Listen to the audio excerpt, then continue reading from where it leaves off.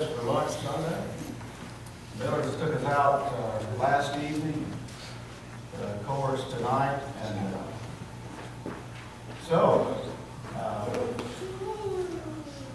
I could barely catch my breath. I'm going to have to really work at making sure I can preach tonight. I told him my measurements for whether I've eaten too much or not is if my tie is heavy on my stomach, then I know I've eaten too much. I'm going to have to get a lighter tie or eat less.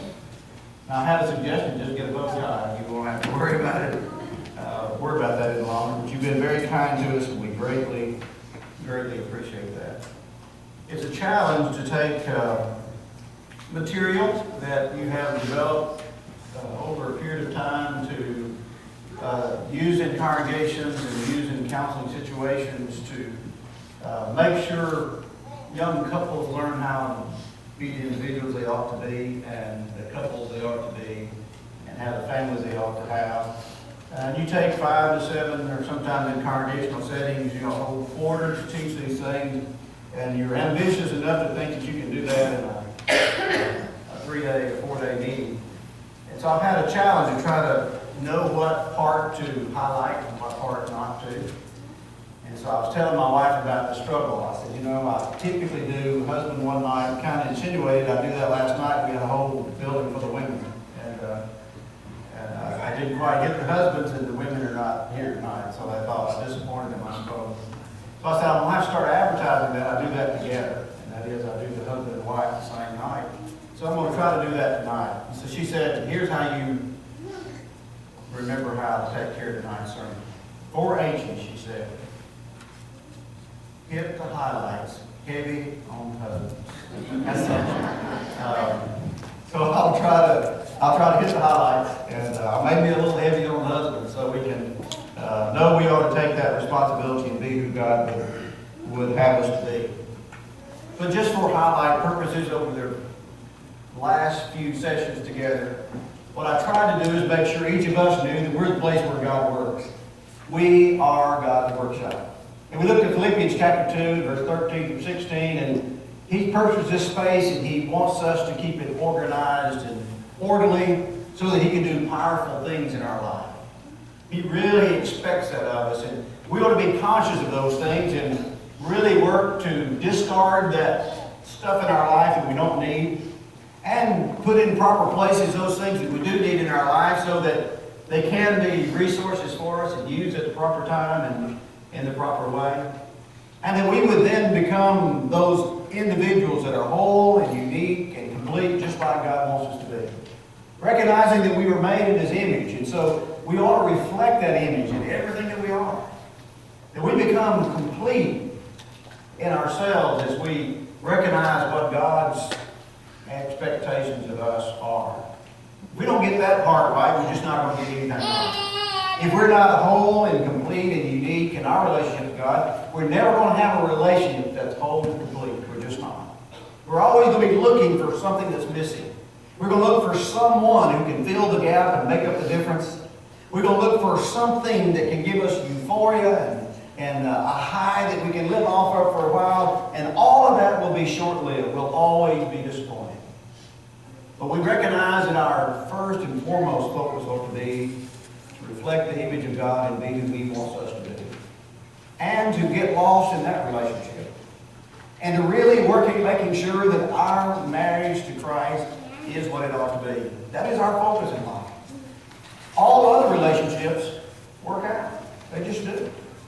And if they don't work out the way we want them to work out, you know what? It's still okay. Because we still have Christ. We still have His promises. And heaven will still be our home. It's going to be okay. But if we forfeit that for superficial things and we try to force the issues, we lose it all. And we never enjoy here what He intended for us to enjoy. He wanted that first couple to be the template of how a relationship ought to be. He made them fully whole and complete. They mentally had the capacity to think and to name all the creation and see how it functioned. They were fully aware of what their relationship to each other was supposed to be. He made them that way. They understood that. And what you see in that context is Satan manipulated that situation because he knew that. You see, he separated that couple from each other when he tempted Eve. He knew how the system worked. He knew that God made them a couple, and he gave them the ability and the resources that as a couple to be everything that they could be individually and to have everything that he intended them to have as a couple. And they had roles within that relationship. If he could separate them away from their designated roles, then he could manipulate the situation. He does the same thing today. If he can blind us to our personalities and he can allow the world to speak in our ears and tell us how unhappy we are and what else is missing in our life, and we never really assume those roles that we're supposed to as individuals. And he can talk to us individually and make us unhappy, and we're always looking for something else. Eve was perfectly happy until the words were manipulated. Doubt was placed there. You see, the first reason is that's true is the husband's role in the marriage is he is to assume responsibility. Adam was made first and placed there, not because he was superior and that he was the Lord over, but for him to have the impact of seeing all of God's creation, all the responsibilities are there, and that he was the only one of his kind. There was no one else like him. All the other creatures were magnificent, but nothing like man. And so when he formed Eve, and now this is template of mankind, Adam understood that. He absorbed that. He appreciated that. And he assumed that responsibility. You see, to assume something means you take on the duty thereof. Too often in our society, and probably as young men and young married men, we assume that being the husband means that we are kind of in a dictatorial position. We get to be the boss. And we don't always see it as a responsibility. That God has already dictated and said, this is the role that you're to function in. And the word husband means house band. The band around the house. It is the protective source from all outside forces.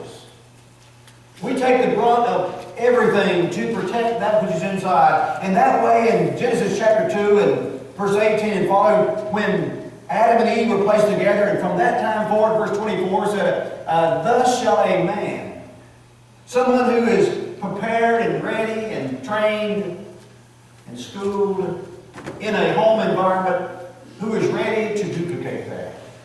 Thus shall a man leave his father and mother, cleave to his wife, and they twain shall be one flesh. He's prepared. He's ready to assume that role. To be that protective band. He's ready. And if he's not ready, then he should not marry, because he is to protect that relationship. He's responsible. I think when we read Genesis chapter 3, we don't always understand why Satan did what he did in the order that he did. Not because Eve was weak and frail, and that woman is so inferior to man. That wasn't it at all. He knew the roles. He knew what husband meant. He knew what man's role was in that relationship. And he knew if he approached them together, and both of them functioned in their role, the likelihood of him deceiving both of them together, functioning at full capacity, the way God created them, was very unlikely. But if he could separate them, and he could take that house band away, that protection away, and he could manipulate the words, he might be able to deceive Eve. And then Eve, who is that weaver, that inner strength for that relationship, might be able to manipulate Adam. He knew what he was doing. And when that New Testament passage in 1 Corinthians 11 says we are to be aware of his subtlety as he deceived Eve. See, he understood those things. We need to understand he operates the same way today, and he's still subtle about those things. And if he can take us out of our roles and our functions, he will absolutely destroy the home. We're talking about the ingredients of a godly home. A home the way God always intended for home to be. Well, everybody needs to be in their role, functioning at their full capacity. And when you look at the scriptures, you see in the Old Testament, God is the husband of Israel. Did he protect them? He did. He was that house band around Israel. Nobody's going to mess with his bride. He destroyed a nation that tried to do things to his bride. That role, very distinct and very clear. In the New Testament, Ephesians chapter 5, Christ is the husband of the church. The church is his bride. He gave himself for it. He is that house band. He protects it against all spiritual evils. If we grasp that, if we really comprehend that, if we really teach our children that, when they get to the point where they're seeking someone to marry, it's not because someone's told them to get married or everybody else is getting married. They've grown up in a spiritual environment. They fully understand what marriage is. And they're working alongside someone who fully understands what marriage is and what the spiritual connotations of those things are and how we represent God's relationship to Israel and Christ's relationship to the church. And it's really, really serious business. And we take it as serious business. So the husband is to make sure that he assumes that role. One of those beautiful stories in the scriptures, even though there's some complication with some of these stories. And by the way, let me just pause and say, anytime sermons like this are preached, there's always a tendency for folks to find themselves in very difficult situations that are not perfect. And they say, you know, I've just lost it all because that can never be true in my life. It's not true. My husband's not that way, or my wife is never going to be that way, or my parents aren't that way. And you begin to look at what it's not, and we just kind of throw in the towel. But the scriptures fill with examples of those who didn't have a real perfect situation. And they stuck with God anyway. They focused on the spiritual marriage, and it was okay with them. And we need to hold that kind of concept in our lives and not give up on things so easily. But in Genesis chapter 18, verse 19, God said of Abraham, I know him. Now just think about that. You know God knows you. He knows you. Some of you I did not know until I arrived in Richmond Hills and got to know you. Didn't know you. God knows you. He said, I know him, that he'll command his household and his children after him to keep the ways of the Lord and to do judgment and justice, so that I can bring unto him all those things I've spoken unto him. There's so many things that God has spoken concerning what he wants for us and what we can accomplish, not only here, but in eternity.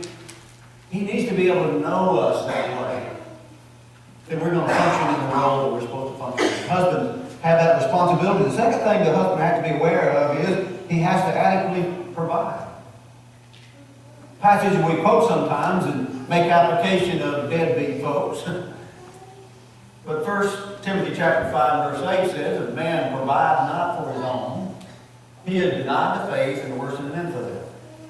And so if you're going to leave your father and mother, and you're going to be that house band, you've got to be prepared to adequately provide. And that means sufficiently provide. That doesn't mean you provide for that wife what her father could provide for her, who have accumulated things and earned things over 20, 30 years. But within that relationship, the sufficient things to survive are provided. You have to be able to do that. If you can't provide that, then you can't be the house band. You can't. Now, what we have to do as a couple is recognize, separate the difference between the needs and the wants. You don't have to give her all she wants, but you have to make sure you provide what she needs. If you can't do that, you really can't be a house band. You're not prepared to. You just have to postpone that and say, I'm going to get there. I really want you to be my bride, but I want you to be my bride. And I want to protect you. Until I get where I can do that, I know you're protected with your mother and your father. Or I know you can take care of yourself where you are. But until I get there, we're going to postpone that. You see, you have to be willing to do that, and you have to be prepared to do that, or else you're not really comprehending what we talked about yesterday. That the definition of single is to be whole, unique, and complete. You can survive yourself, and so you know how to provide for your wife. That's necessary if you're going to be a house band, and then you always have to protect her. Always. No matter what. You have to protect her in your speech, what you say in front of others. You have to protect her when it comes to those things that she's faced with. Don't put her in a position where she has to make decisions you should have already made. And now she's got to make those calls because you didn't make them. If you're going to be a house band, you have to protect her. You see, Satan knew that about God's arrangement, and that's why he approached you without Adam. Remove her from her protection. Let's not allow circumstances in life at our causing as husbands to put our wives in a position where they're not protected. That others can take advantage of them. And others can cause harm to them. Old Testament Israel, when they'd been in Babylonian captivity, they came back, and having that image in our mind that God was the husband, the protection, even in captivity, he protected them. He said, you're going home. Just go ahead and make your homes in Babylon, and go ahead and plant your gardens, and go ahead and build your houses, because you're going to be there 70 years, but I'm going to protect you, and I'm going to bring you out safely. And he did all the above. And when they got back to the homeland, and they were rebuilt the temple, they were rebuilding the wall, and their enemies began to attack them and threaten them, the great leader Nehemiah said in Nehemiah chapter 4, remember God, who is great and enduring, and fight for your brethren, and for your sons and your daughters, and for your families. Fight for them.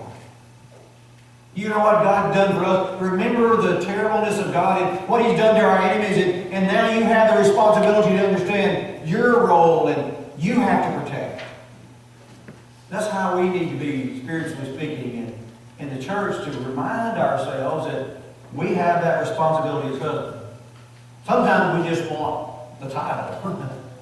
We just want the position. Maybe sometimes we just want the privileges of marriage. But we just don't want the responsibility. But if we're going to wear the name, the title, you have to assume the responsibility. And you have to adequately provide, and you have to always protect.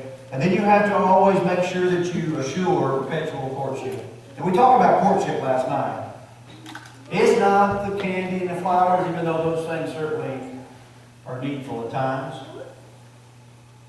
But courtship is holding court. You call in all the witnesses, you ask all the right questions. You promise to tell the truth, the whole truth, and nothing but the truth. You have the real essence of the matter. Then you can make a decision. That's courtship. You always do that. Here's a passage that helps me deal with young men who are wanting to get married, and we're doing premarital counseling, or with husbands who are struggling in their marriage. We go to passages like 1 Peter chapter 3. It's always been amazing to me. Don't want to lose our train of thought here, but it's always been amazing to me when couples come in, particularly in the church environment, that the husband can quote the verses that have to do with the wife, that she is to submit to her husband. I mean, he knows all the verses, he can quote them. The wife can quote all the verses that have to do with the husband, but neither can quote the verses that have to do with themselves. It's always been kind of fascinating to me. And they quote it to each other in my presence, you know. Well, the Bible says, and it does. So we have to just kind of separate them out and say, okay, here's what your homework assignment is. I take this piece of paper, you fold it. On the top on one side it says things in my control. On the top on the other side it says things out of my control. You take that home and you analyze everything you just told me, everything you verbalized, you said to each other. Things that just really bug you, that just anger you, that depress you, that just causes you to lose sleep, and you say, if you say you're depressed, give it a name, and you put it on the side you think it belongs in your control, out of your control, and you bring it back to me.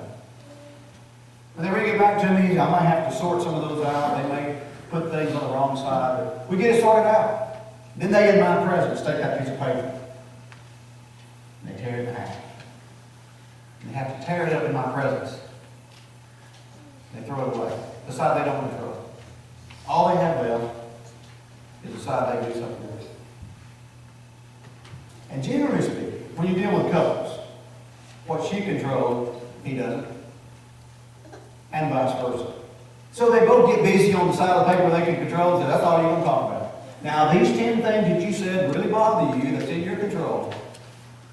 You tell me what you feel like you need help with most. We just keep simplifying and simplifying until we get functioning. And once they realize, hey, when I get focused on what I'm supposed to do, things kind of work out. So husband, you have to assure constant, continual courtship. 1 Peter chapter 3 describes it for us, that we are to dwell with our wife according to knowledge. But you know what we say? Always say? You know what I've said? You know what every man I've ever counseled with said? I just don't understand it. I said, well, you have to. I don't understand it. I mean, it doesn't make sense to me. And they begin to tell me everything that doesn't make sense. And I said, your responsibility spiritually is to dwell with your wife according to knowledge. Well, that'll take a lifetime. I said, exactly.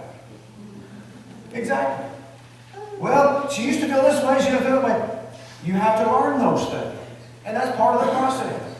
Assume that responsibility and say, I'm going to be part of that courtship the rest of our life.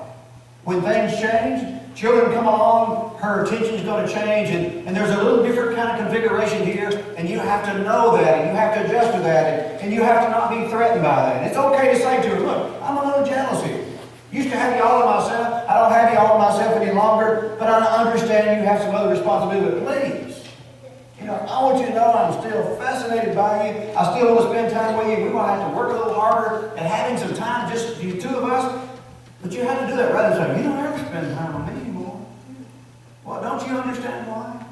I mean, don't you really understand why? Well, now you got children and they have to be fed and clothed. That's dwelling with them according to knowledge, isn't it? Make some time, but share some of the responsibility. That's courtship. If you take on some of those responsibilities, she'll adore you. And she'll find time for it just to be two of you. There's a passage in the Old Testament that's always been fascinating to me in Deuteronomy chapter 24, where God required of Israel that they allow the men who got married to be free from going to war from business for an entire year. Wow. That didn't mean they didn't have to take care of their responsibilities and their jobs. But they didn't have to take care of community and national jobs. They didn't have to go to war like the other men did. And they didn't have to do things in the community like other people had to do. For a whole year, it said so he could cheer his wife up. You see, she's used to being under her parents' care and her father taking care of her. Her father providing all of her needs. Now you've got to figure out what those are. And when she's not happy, you've got to find out why she's not happy. And God built in some time for you to figure it out. Leave them alone for a year. Don't engage them in other things and allow them to figure it out. But men, the responsibility is placed on the husband to cheer up their wives. And so, well, you want to know what makes me happy? We are to know what makes them happy. That doesn't mean just give them all their whims, but it means to really know what they need. So we have to dwell with them according to knowledge. We have to work at that every single day. And we ought not get weary in that, or we cease being the house band that protects you. The wife, on the other hand, is the weaver. Isn't that kind of fascinating that you got this outward band that protects it from all outside forces, and the weaver inside is weaving all these very beautiful, colorful inner strength of that relationship. Things that men's fingers are too big and their minds just can't get around those little fine-tuned things. You try to pick up something and sew, and the needle is just so small, and you just kind of lace it through there, and the wife is just so meticulous, and they make all those little tight stitches, and boy, you turn it over, and it's so beautiful. That's the way God made marriage. And so the wife is to recognize that she is to be that diligent weaver, that inner strength that allows that beautification to take place. And God described Israel that way in Jeremiah chapter 3 and verse 20, and how she was adorned and what she looked like and the trouble she went to make herself attractive. The bride of Christ is described that way in the book of Revelation. You see, there's some knowledge we are to have about those relationships. If we're going to have a godly home, what does God expect a home to look like? And we just want to take a picture and say, that's what I want it to look like. But sometimes, you look at those photographs and everything looks wonderful. But I've counseled with those people, and it's not all wonderful. Photograph looks good, but the life is not. Why is that? Because we don't always pause and go to the effort to say, what is it that makes this work? And one of the things a wife can do to make sure that the inward beauty is there in this relationship. You see, once these two whole, unique individuals say, I do, they've given birth to this relationship. He's here. And it's going to always be here. You always say, well, you know, people divorce and this happens. But think about what that means. Just like these little children you see running around here. They're here. You know, men, how we say, you know, I'd like to have 2 boys and 2 girls, and I want the girls to have the color of hair their mother does, and we got all these images of how we want it to be. And all of a sudden that child gets here and it cries. Whoa, wait a minute. The photograph I had in my mind, it didn't cry, and it's hungry all the time, and wait a minute. That's not what I thought about and pictured it. Boy, I had slept in nights, and we begin to, once it's here, isn't it? It's not in a photograph any longer, and it soils itself, and you have to clean it up and think, oh, I don't want to go change that diaper. That's terrible. That's not how we saw the photograph. We were all dressed up, and boy, boys look athletic. You know, we had that image in our mind, didn't we? But there's a process to that, isn't there? So it is with a relationship. When you say I do, it's here. Oh, it's a lot like everybody else's relationship, but it's yours. And guess what? Sometimes it cries. The relationship does. Who's going to sit with it? When that baby cries, well, it's a mama. She's supposed to take care of it. But she's worn out. You're going to dwell with her according to knowledge and say, my turn to go. I will sit back. You see, the wife is, first of all, personifying respect for her husband. Women, let me tell you something. I've kind of been heavy on the husbands, and I'm going to run out of time, so I have to be light on the wives. And not because my wife told me to, it's just kind of worked out that way. But if you don't respect him, here's what I can promise you. I've been preaching for 32 years. I am 60 years old. Here's what I can promise you. I can't promise you a lot, Mike, but here's what I can promise you. If you don't respect him, no one else will. They won't. Now, there may be people be kind to him, he may have a job, but there's that little cloud over his head that people will not respect him any more than you do. You have to respect your husband. That's that inner strength that you can ride to that marriage. And 1 Peter chapter 3 says to the wife, how she is to honor her husband, and even uses an example that Sarah honored Abraham by calling him Lord. And boy, in our society, people just flip out over that. Call him Lord. What kind of arrogant chauvinist approach is that? I'm not going to call my husband Lord. And that's really not what it said. You know, Lord in that context was, he was the head of his house. He had a responsibility. He had servants. And they respected him that way. So when she addressed him in the presence of those servants, she addressed him in that context. Let me give you a modern example of that kind of respect. Denise and I lived in Houston, Alabama early on in our preaching days, and we had one doctor. So he was our doctor. One doctor in town, so he was everybody's doctor. Really good man, Dr. Christopher. And his wife was his nurse. And when you go in that doctor's office, she didn't say, my husband will see you. Didn't say, Ralph will be here in a minute. You know what she always said? The doctor will be with you in a minute. Now, why did she do that? Because she knew we came to see the doctor. That's his role. That's his position. If he's going to have respect in his profession, she referred to him as a doctor. He's her husband. But in that particular role, she acknowledged his training, his expertise, his professionalism, and it brought me a certain amount of comfort. I went to see the doctor. I didn't go see her husband. I didn't need husband and wife. I needed a medical doctor. We need to do that in our homes, and the wife can know how to use wording so that her husband receives respect in the environment that he needs to receive it. And that's why Sarah called Abraham Lord. he had many servants. He had flocks and herds. People reported to him. And you remember the passage from Genesis chapter 8, God knew Abraham and he commanded his children and his household after him. And part of that was because Sarah helped him do that. Because she respected him and acknowledged his position. So wife, if you're going to be that weaver,